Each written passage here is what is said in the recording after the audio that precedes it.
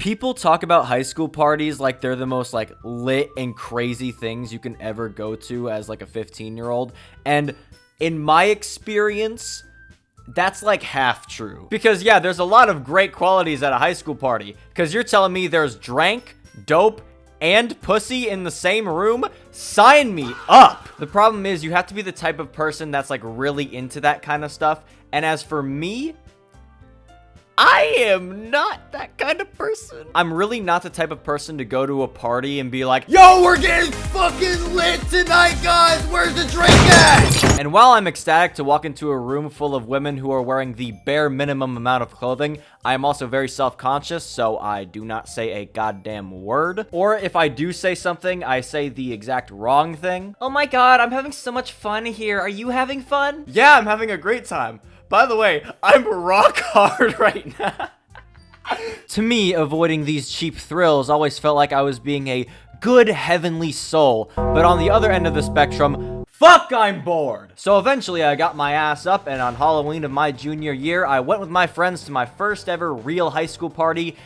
And guys, get me out of here, please. Okay, I wasn't actually freaking out, but internally I kind of was. That good heavenly soul that I was trying to have kind of got interrupted when I saw ass shaking in the line and a bunch of dudes crowding at the door and drank. So I kind of freaked out. Not in a panic attack sort of way, but I just kind of went into spectator mode and didn't really like try to get involved, which, yeah, that's on me. I self-sabotaged this party and it wasn't fun for me because I just didn't let myself have fun.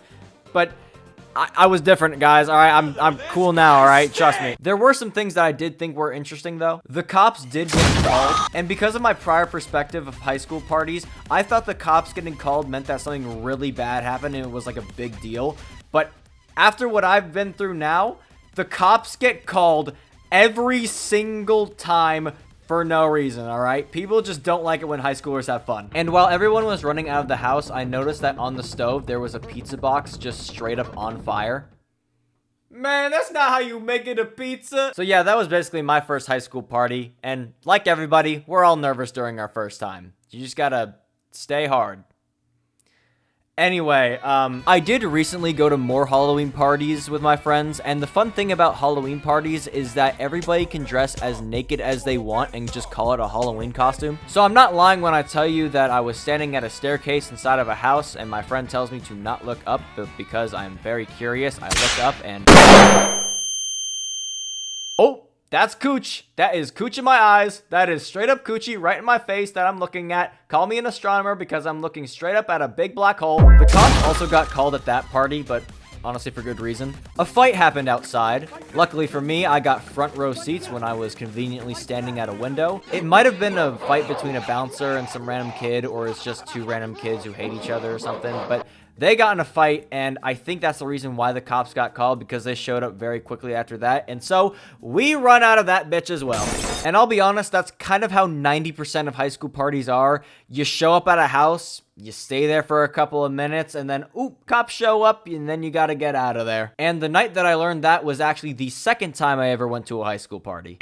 So after my first time, you know, I was scared, I was nervous, I wasn't sure if I was ready, but this time, I was like, hell yeah, brother. I'm a man. We're gonna get fucked up tonight. Not really, because I don't drink and stuff like that, but we're gonna have some fun. And while I would love to tell you that night became the most memorable night of my life, it became memorable for all of the wrong reasons. So it was me and my friends, Isaac and Samuel. Remember these two, they're important. Samuel invites us to go to his high school's homecoming, which we only went to because we were planning for after parties. Because the first time I went to a high school party, I was like kind of a bitch. My friends were warning me like, hey man, you know, there can be some like crazy stuff. Are you sure you're ready? And you know, this time I was like, hell yeah, man, I'm ready. I can do this shit. I'm about to have a lot of fun tonight. I was so disappointed. So we show up at this homecoming and leave very quickly because it's high school homecoming. I mean, really, what do you expect? So we leave to go to our first after party of the night, stoked to get absolutely litty, and we go on a 30-minute drive to a big forest with big houses. We get inside and oh my god, this place is so... Do you guys know the story of DashCon and the DashCon ball pit? It was the exact same vibe, all right? Let me give you a layout, all right? Let me give you a good layout of what this place looked like. It was 2 connected rooms, one being the entrance, which had nothing in it, and the other, which had a foosball table, a ping pong table, 1 couch, and like a funny little strobe light. And then it connects to the most mid-backyard of all time. It had some furniture, a music station, a nice hammock, I guess. It wasn't like a bad house or anything, but it required a $15 entry fee to get in. $15 for practically nothing. Not even food or drinks. Nothing. There was like nothing there. My group went on a stealth mission though, and we went around the house to not pay whatsoever. And thankfully, because we were there for about maybe 15 or 20 minutes before it got shut down. Apparently the dad of the house was like crashing out or something, and he threatened to call the cops on everyone. So while I was getting a good tour of the driveway, everybody just started sprinting out like cockroaches. All I could think about was the people who actually paid to get in. What a ripoff! But the night is still young. We hop back in the car and we're ready to go to this other place and shut down immediately. Didn't even get to show up there, just shut down. Ah, shucks. Well, I guess we gotta go find another place. Hey, how far away is the next spot? Oh, another 30-minute drive? Oh, well, shoot, it might be worth it.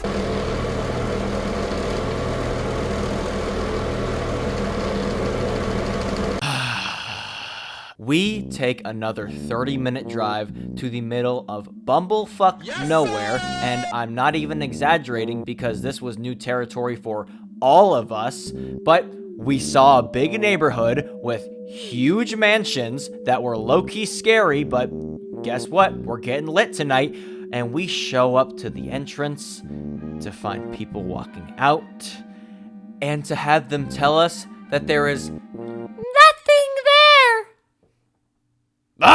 we're out here in the middle of nowhere, and you're telling us that there's not even a fucking party to go into? What the fuck are we doing here? This house is calling me broke in several different languages, and you're telling me I can't even walk into it? So, we get back in the car, and you know what? We're hungry. And so, we drive to an IHOP, and our group was planning to meet up all there at once. We're sitting there waiting for everybody to show up. They show up and they're telling us, yeah, we're gonna go somewhere else. And you know what? We have had it. I mean, I was tired of going around in places with nothing in them, but my friend Isaac, all right, he's the one who was real pissed that night. He was our designated driver for the whole trip, and he was the one going on these 30-minute routes to find absolutely nothing. So by the end of the night, he was absolutely not willing to drive to another person's house, just wasting more gas. He was also really hungry too, because he hadn't eaten for about 9 hours either, and he was just so tired, so he wanted to go. And I was hungry too, and I wasn't really getting a kick out of it, so I wanted to leave with him as well. So Samuel was understanding of our grievances, but because he wanted to still party that night, he left with the other guys to go wherever the fuck they went, while me and Isaac went to go get some halal chicken! And let me tell you, that chicken burrito was almost worth the shit night that I just had. I get dropped off at my house at about 1 in the morning, and then I just crash on my bed. And I realized something very important that night. There is absolutely zero reason to be scared of a high school party. When you have a night as disappointing as that, you wish somebody pinned you down and forced you to take drugs. Come on, guys, what happened to the peer pressure that I hear about? Why isn't somebody forcing me to drink alcohol? And instead everybody is like understanding and they like don't care if you do or don't do it. But even though it was a very disappointing night, I wouldn't say it was a terrible night. I mean, it was really just a night where I just drove around with my friends, so, you know, it was kind of nice. And if you've never been to a high school party, by all means, go ahead and do it. If you're still in high school! Just remember to not do any stupid shit. Here are the rules. Don't be the person who does something stupid. Let other people do the stupid things so that you won't be the one who gets in trouble. However, if you are going to do something stupid and die, then die lit.